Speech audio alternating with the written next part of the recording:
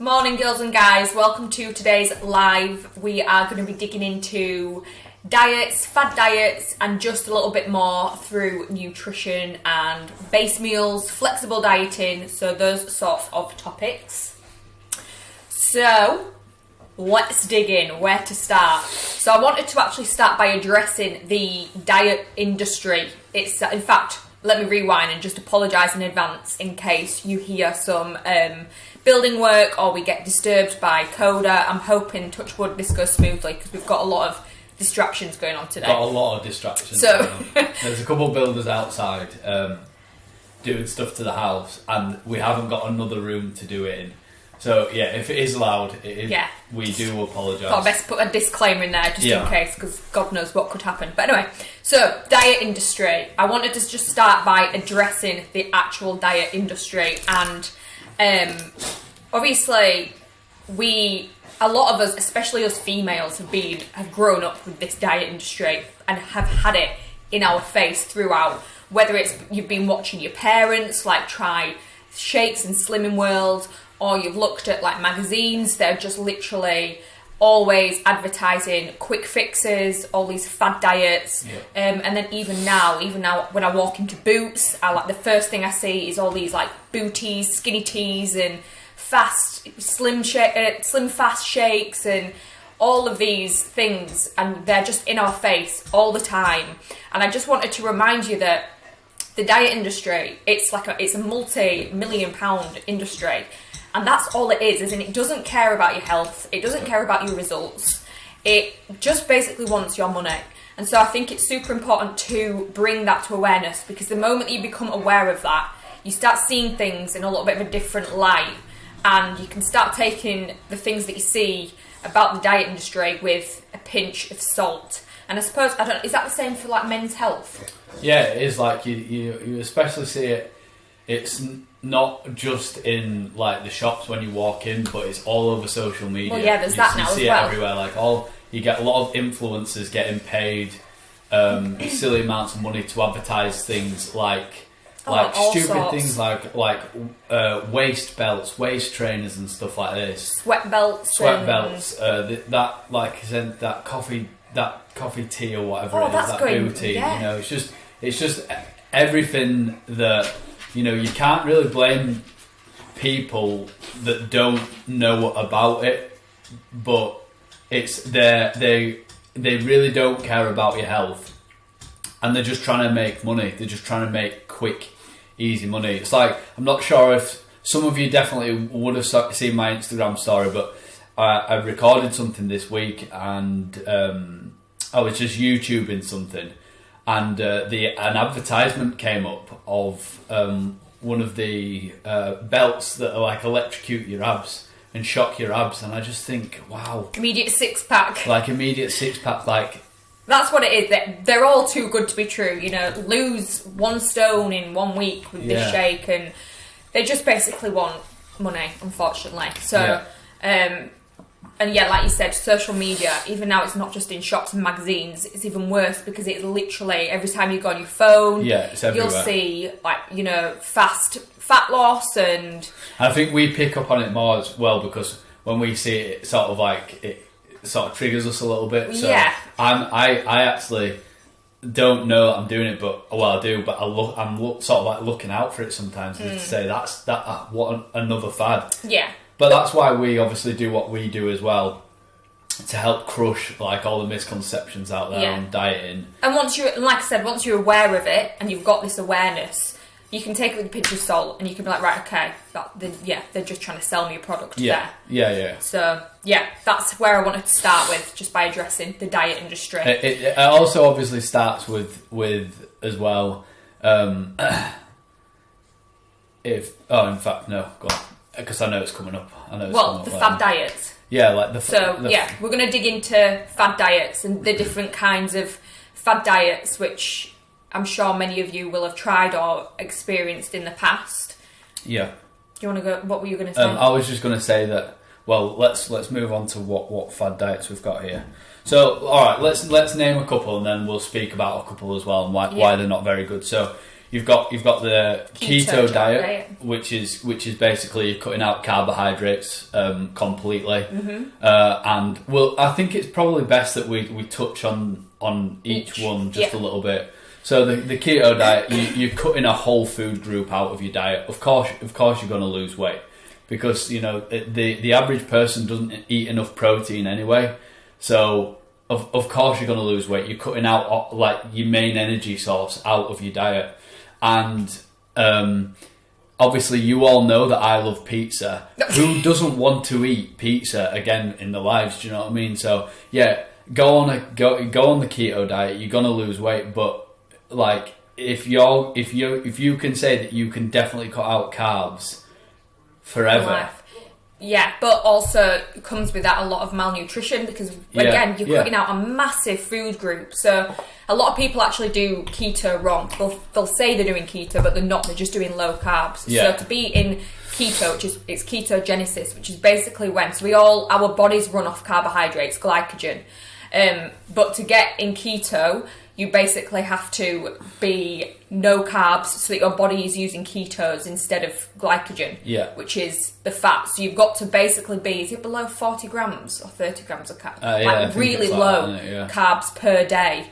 And it takes a while, like a couple of days for you to get in ketogenesis, and then you've got to stay in ketogenesis. And like if you go over a certain amount of carbohydrates for your body, then you'll be out of it, sort of thing. So it is I actually did trial it for a little bit myself. When? Purely because of my arthritis, though. Oh yeah. So let me just touch on that quick, because I don't want people going, well, you did it once, but I didn't do it at all. Oh yeah, that wasn't that long ago. Yeah, actually. I did it for maybe like a couple of weeks, and I didn't go, right, I'm going to do the keto diet. All I did was reduce my carbohydrates throughout the day. But you weren't doing that for a fat loss result. I wasn't doing it for a fat loss result. I was doing it just to reduce inflammation because of my joints. Anyway, guess who's eating carbs again? Me. Because I had zero energy. Who wants to walk around like a zombie? No one. Yeah, so I think unless you do have certain health issues like inflammation problems, which like less, even you wouldn't have even been needing to go keto, just lower carb would have helped.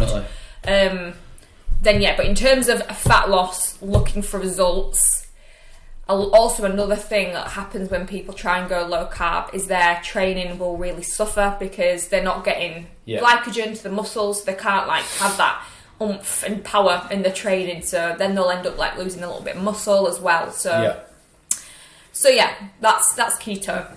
Intermittent fasting, this is quite a popular one. Yeah, very popular intermittent fasting at the minute. Yeah, and again, it's just, all it is it's another tool. It's basically shortening just to explain what intermittent fasting is, it's when you give yourself a time window to eat. So for example, you might not eat until, 11 a.m. and then you might stop eating at 6 p.m. and that's your window every day.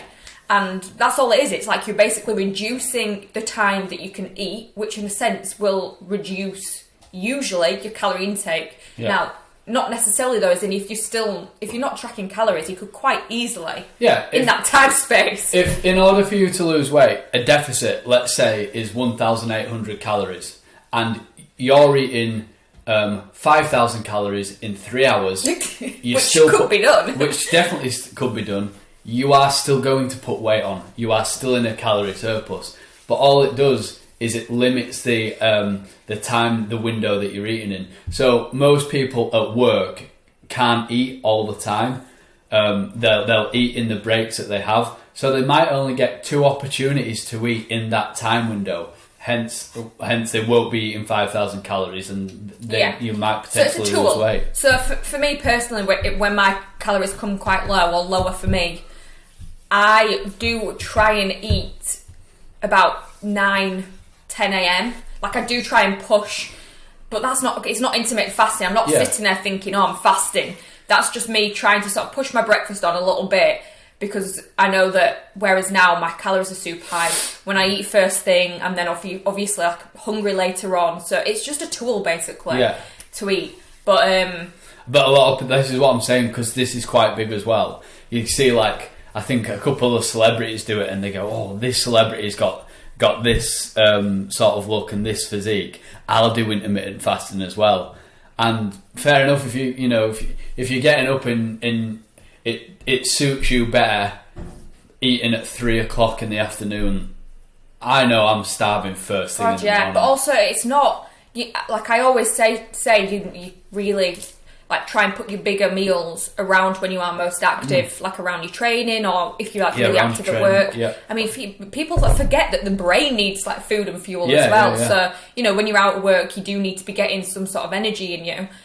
So if you're not eating till 3 p.m, like you need to ask yourself, obviously, what's your mood going to be like? Never mind your energy. Are you going to be focused? Are you going to be... So all these other sort of things, like, you might be losing weight because you're starving yourself till 3 p.m, but it comes with loads of other sort of issues too. So I don't think there's anything wrong with, pushing, your first meal on, or maybe stopping eating at a certain time in the evening if that's going to help you with your fat loss phase. But I mean, it doesn't need to have a name, and I don't want you to sort of sit there and think, oh no, I'm starving, but it's 11. I can't eat till 12 because I'm intermittent fasting. Like that's just it's just a bit silly. So but like anything, it's a tool. Put it in your toolkit if you want to use it. It's there at some point. Next one. Do you know what the Atkins diet is? I don't know too much about the Atkins diet. I'm not going to lie. I don't really know what the Atkins diet is. I just remember it being a thing when I was little. I think it's just when you eat meat. Yeah, and it's similar to keto, is it? I think so, but I just remember it's just meat. Yeah, I think it is very similar to keto, but it is just meat. Yeah. Yeah, so again, you're definitely cutting a lot of micronutrients out if it is just meat. Not sure if you're allowed veg or anything like that. No, that's another thing, just rewinding to keto, that's really not great. You can't have a lot of fruit and veg. They say that you're only allowed like a handful of berries, don't they? Because again, it's carbohydrates. So a banana, for example, like... If you think about the amount of nutrients that you're not getting... yeah. From that. Anyway, Atkins kind of the same thing. It's just loads of meat. Weight Watchers. This is a huge one. We may as well throw in... What's the other one? Slimming World. Yeah. These are... I'd say 90% of my clients have done it before. Yeah. Yeah. And they've done well, Weight Watchers and Slimming World, to build a sort of community out of it, I think. Yeah, But let me pick up on one of the biggest things, well, two of the biggest things that really frustrate me about that is, one, it works on like a point system, or like, I'm not sure if Slimming will do this anymore, or if it was Weight Watchers, but they used to call certain foods sins. So you can have... Avocado was a high sin, wasn't it? Yeah, you can have a bacon sandwich, but it's a sin. Like, Lord, I have sinned. Like, you haven't sinned at all. That is what is building a bad relationship with food, by saying, I've sinned today because I've gone over my sins. I've sinned 3 times today. Like, you haven't sinned at all. You've just eaten food that's got more... I'm going to hell because I've had a bit of avocado. Yeah. You've eaten a food that's got slightly more calories in it than what something else would, what 100 grams of chicken would. Do you know what I mean? So 100 grams of bacon or 100 grams of chicken, of course 100 grams of bacon is going to have more calories in it. It's a fattier source of meat. So it's nothing's a sin. It's just got more calories in it. Another thing that sort of grinds my gears big time about Weight Watchers and Slimming World is when they have these community get-togethers of weigh-ins and stuff like that. So come on, Susan, step on the scale. She steps on the scale. Oh, you've put on a couple of pounds today in front of everyone. Yeah, and then she goes back to her chair, sits down, and feels absolutely defeated. Yeah. Do you know what I mean? When it hasn't taken into account the clothing she's got on. Is she wearing the same clothes as what she did last week when she weighed herself? I've never thought of that, How much food has she eaten throughout the day before she stepped on the scales? Where's her salt intake like? Is it the time of the month for her? Where are her hormones at? All of these things... Just to step on the scale and feel defeated. Oh, and Susan, you sinned 5 times last week as well. It's like, no wonder people build a bad relationship with food and Weight Watchers and Slimming World. And I know people that have done Weight Watchers and Slimming World for a good 8 to 10 years, and they're just getting nowhere with it. And you see success stories like James Corden, who's on the TV promoting it, because why? What's he done? I think he's. I'm sure I saw an advertisement of him with Weight Watchers not so long ago, right. or Slimming World. But it's like anything. If you stick to anything for 5 weeks, and he will have been in a calorie deficit. They've just done it another way. But I just don't like how they sort of get into this community, that meet down at the community centre, whatever, once a week, step on the scales, and like, oh no, you've put weight on. Like, it's it's not great. Yeah, it's just not great. It builds a very, very bad relationship. Which is why people then come to us. They've got a very, very bad relationship with the scales. They've got a really bad relationship with the food, and just with the whole fat loss, weight loss mindset. They're just in a really, really bad place from it, and it has usually stemmed from Weight Watchers, Slimming World, these kinds of things. Yeah. The another thing as well is when you see your friends on Facebook do really well, of like a progress picture or something like that, and like, so and so looks amazing. How have you done that? Oh, I did it through Weight Watchers, and then bang, it's like so and so's going to Weight Watchers next week because they did really well. When it comes down to this whole dieting thing, what works for one person isn't necessarily going to work for the other person. You do have to find what is going to work for you at the end of the day. I believe truly that is definitely the best diet for you, is to find what works for you guys. And it's knowledge, which is which is what's missing from all of these things. You don't, counting sins and whatever points, you don't learn about food groups, calories, energy balance, which, whether you like it or not, is the truth, and it's science, and that's actually what everything's made up of. And, so when you do, for example, flexible dieting or tracking your calories even, it's, and like, scanning foods, you learn what's in what food groups, and you understand that all foods, they're all the same, they're all food, all made up of calories, energy. You learn what's in what foods, versus when I have heard success stories from Weight Watchers and things, they've lost, say example, 3 stone, but they have always gained it back and even more. Like, I've never ever heard of somebody losing weight on Weight Watchers and then keeping it off in that sense because of what they learned from Weight Watchers, because you don't learn anything. Yeah, and do you want to be going to Weight Watchers for the rest of your life and counting your points for the rest of your life? Probably not. Do you want to be counting calories for the rest of your life and tracking your macros? Probably not. But the thing is, the reason why sort of we do it like this, with helping you learn about swapping foods out and being in a calorie deficit if you're in a fat loss phase, is because it's what's the point I'm trying to get at here?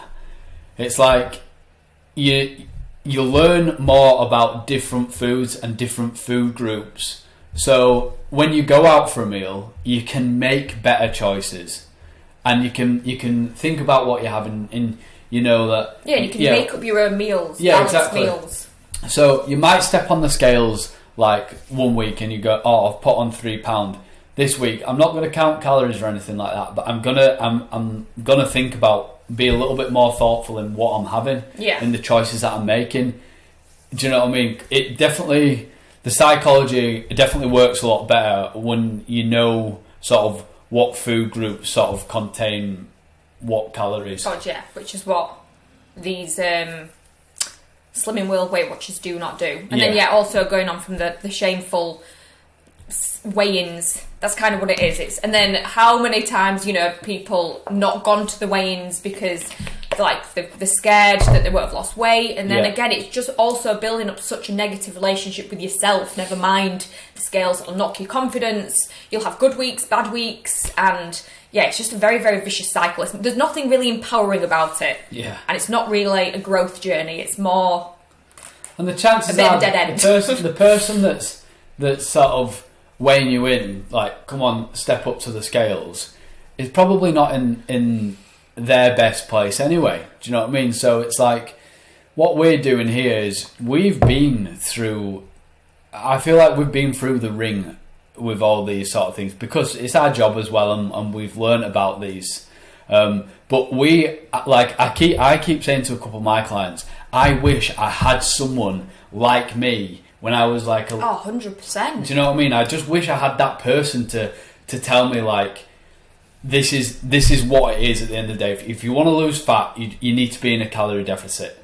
Yeah, and give me advice on protein and carbohydrates and fats and what they do for your body and things. Before we touch back on anything as well, let's just touch on Herbalife and what is Herbalife? Juice Is that yeah? So shakes? you'll have, like, I think this shakes is and vitamin tablets. yeah. They make it sound better because what they do is, and I know this firsthand because I actually had a woman that tried to sell me Juice Plus once, and it was when I was like very, very young. At Home Firth? Yeah. Yeah. At Home Firth. Very, very young, very, very new to fitness and stuff like that. And I was like, oh, people lose weight. And, like, this woman here, she's selling shakes to people and she's making money. So I'm thinking, I work in a gym where people want to lose weight. Like, I can make money doing this. So I went along to this, like, events evening. Did you? Yeah, I went along to this, like... Was I with you at this point? Yeah, I think so. Oh. I went to this events evening, and I just sat around and I was like, there's so many people in this room that are, like, out of shape, that are just selling this shitty product and thinking, what am I doing here? Anyway, got out of there as soon as I can, cut all ties and everything. But that was literally a very, very long time ago. But how they try to justify it is, right, you can have this shake 3 times a day and then you get one main meal. Well, fucking course you're going to lose weight. If you're having 3 shakes a day that are only 200 calories per shake, yeah, and then your one main meal is off like a meal plan, so it'll be like chicken and veg or something like that. Of course you're going to lose weight. Yeah. But again, you're cutting out so many food groups. And then they say, and then you go, oh, well, it can't be healthy that. Where am I getting my vitamins from? Oh, I'll take this multivitamin tablet. Why would you not just want to get your vitamins and minerals from actual food? From actual, like, organic, just actual whole food. Also, I always think with the shakes, for example, if you do have like a 200... How many calories are they? 300 or 200? 300 calorie shake. Like I always think, would you not prefer to have... I mean, I know it's not going to be a big meal as such, but you could even have a massive plate of salad and veggies and some protein for that amount of calories. Would you not prefer to physically eat that food versus drink 3 shakes? Yeah. And again, it comes back to... what happens when you go out for a meal with your friends? You don't know how to deal with this stuff because usually that meal's a shake. Yeah. You know what I mean? So you don't know how to... And then you'll probably go YOLO. Yeah, you don't know how to make the right choices, and that's when you do Juice Plus or Herbalife for a month, you feel absolutely amazing, and then you just go, fuck it. Yeah. Do you know what I mean? And then it goes back to... you go back to just eating the same old shit. Yeah. And then the last one is these skinny teas, booties, coffees, these sorts of things. Basically, what it boils down to is they are a laxative. It's all fun and games. Yeah. Did you know that? So I'm going to drink this and I'm going to sit on the toilet and shit myself. Yeah, this is what weight loss is about. Oh, I've lost a pound. Yeah. Because that's all they are. So, but again, unfortunately, as a teenager, I tried booties. I fell down that rabbit hole. I bought them. And yeah, there was a morning and a night one. And I mean, obviously nothing happened. I didn't You just shit yourself. Well, yeah, but that's all it was. But that's the really sad thing about it. Like, I was a teenager when I fell down that rabbit hole very briefly, and obviously I was like looking for like help. I was trying to like look after myself and, you know, lose a few pounds of fat. Didn't have a clue how to do it. Fell into the trap of, oh, these look good. Like, I remember they'd marketed themselves so well. All the celebs were doing it. It was the thing at the time, and so yeah, unfortunately I fell down that rabbit hole, gave it a go, nothing happened. But that's the really sad thing about these things. Like, so many young females do like try and go for these things, which is not great. Yeah, it's and this is everything we're against in. I wouldn't even call it the fitness industry. I just call it the fucking diet industry. Like, it's just horrendous. Like, and every single diet out there, if you are losing weight, it comes down to being in a calorie deficit. If you lose weight on a diet, you are in a calorie deficit. It's an energy balance at the end of the day. And in a deficit, you're on the lower end of it. Yeah. So yeah, if you're losing weight, you are in a deficit. It's just dressed up in a different way for all these different companies to make money. Yeah, that's all it is. It's just dressed up completely different to make money, which is a huge shame for the people that do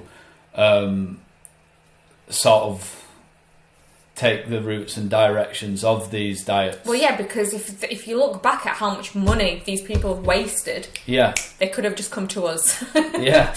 And like, even though we're a bit more expensive than Weight Watchers, we get results and save them time. Yeah. Give them a lot of knowledge. Literally, we just cut out all the shit. That is what we do. Get to the point. Get to the point. Next we're going to go into our view on meal plans. So, meal plans. The amount of times I still get messages now, oh, how much is it for a meal plan? So many people think a meal plan is the answer to all their problems and is the key to their dream body. It's not. It's really, really not. Like, there's so many...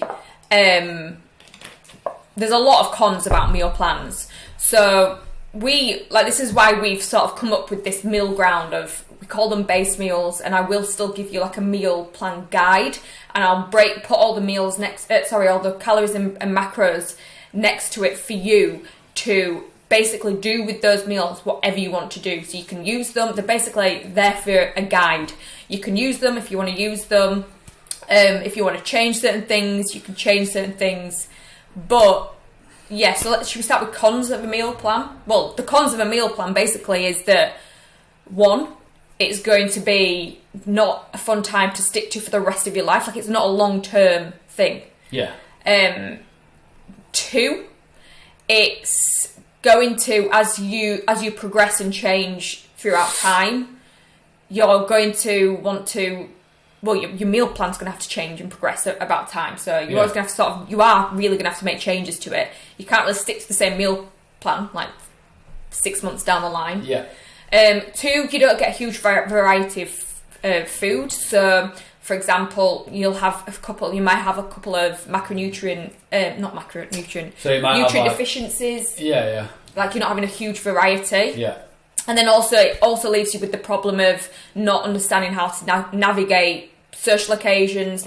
And it can easily have, what I've experienced in the past from meal plans is if you have something off your meal plan, for example, I don't know, bit of chocolate, or God, even in the past, I think if I had an apple off my meal plan or something, I'm like, oh my God, I've cheated. Yeah, I've cheated. I've ruined it. Yeah. And then you go down that awful, again, shame, guilt, negative effect, and then that turns and rolls over to the YOLO effect, and you end up like just eating a load of rubbish. It is a negative effect, like, oh, I cheated on my meal plan. You know, if you say, oh, I cheated on my girlfriend, you know that you're not meant to be doing that. So it will have like a very negative side effect to your psychology. Yeah. So when I've cheated on my meal plan, the floodgates open. I've gone from eating a little bit of cereal to fucking 3 boxes of cereal. Yeah.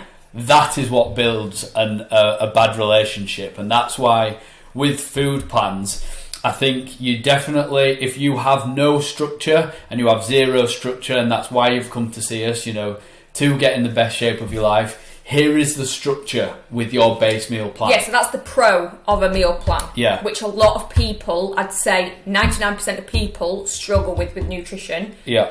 And fat loss and things is having any structure. Is the structure, yeah. Which is the pro of it. Yeah. So again, that's why we give you that guide. So you've got some sort of idea of what your structure to the day realistically needs to look like. So, your 3-4 main meals. Yeah, so what foods do you enjoy? We've put them in a plan here, we've put the measurements out for you and everything. Also, to the side of that meal, we've put your calories and the protein that's in that meal. So if you want to go ahead and swap that meal out for something, of course you can. Just don't go over the calories and try to get close to the protein target that we've set you. Yeah. And that's the flexible side of it. So it's not like you don't have to live your life on this meal 1 to 5 plan. You can live your life maybe meal 1 to 3 if it works well for you. Meal 4 you can swap out and fit something into your calories, foods that you enjoy. But that's what gives you the learning aspect as well of going, right, so I'm going to swap meal 4 out here and I need a good source of protein. And of course it gets you thinking about food more. Of course it does. It's not obsessive at all. It's at the end of the day, it's helping you decide on, right, this food's got this many calories in, I can swap it out and I can have this instead. Well, yeah, it's taking ownership of yourself, your actions, your choices, and making decisions that align with your goals, where you're at right now, and yeah. So there are. So the positive of a meal plan is the structure. The negative is that it's just very, very. It gives you an unhealthy mindset towards food, and it's not a long-term approach. But also in terms of the meal plan, like I said, a lot of people do message me asking for meal plans. But I think what they don't understand is that a lot of their changes are going to come from training as well. Like, if I were to just send out meal plans, are they going to come to me in 6 months, like with their dream body looking incredible?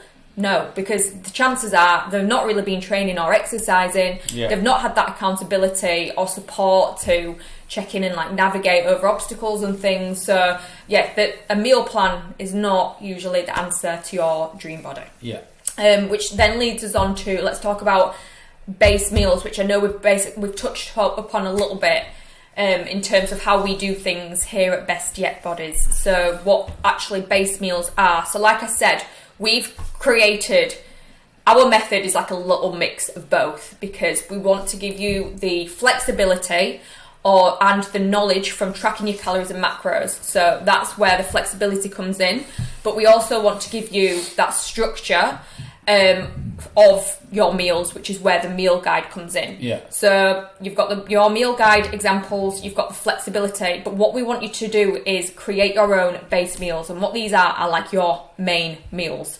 So you say your breakfast, lunch and tea, maybe if you're having 3 meals a day or something.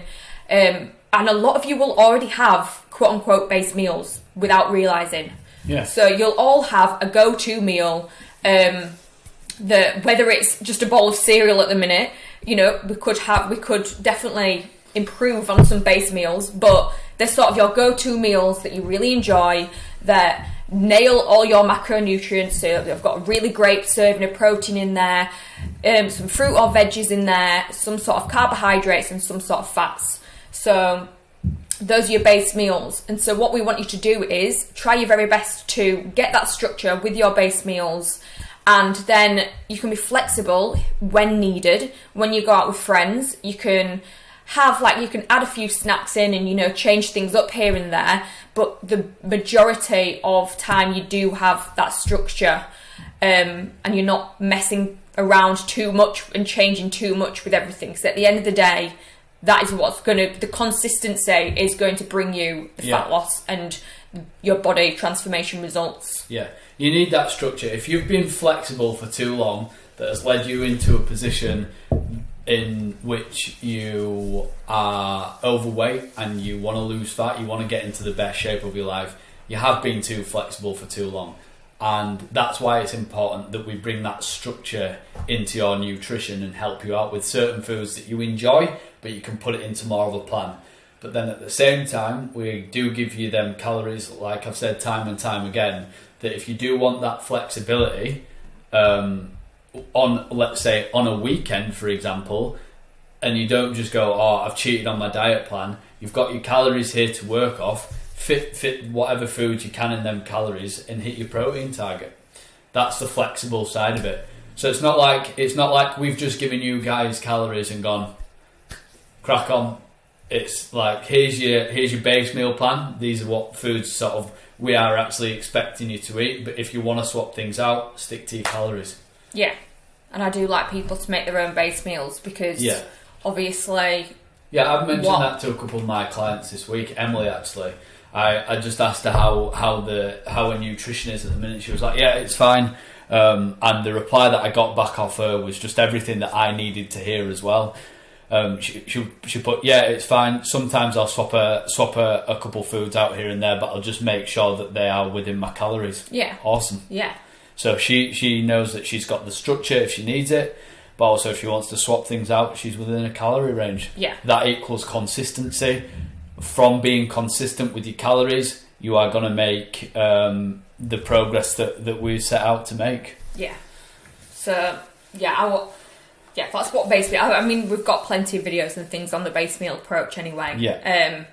But yeah, so we want to bring you the structure, foods that you enjoy eating, foods that are going to bring you health, so, all your macro and micronutrients, but also with a side of flexibility so that you can enjoy life and have a little bit of, flexibility, because at the end of the day, that's what's going to make this last a long time. Yeah. And that's what's going to bring you the results. It's not a quick fix. Yeah. So yeah, that's not.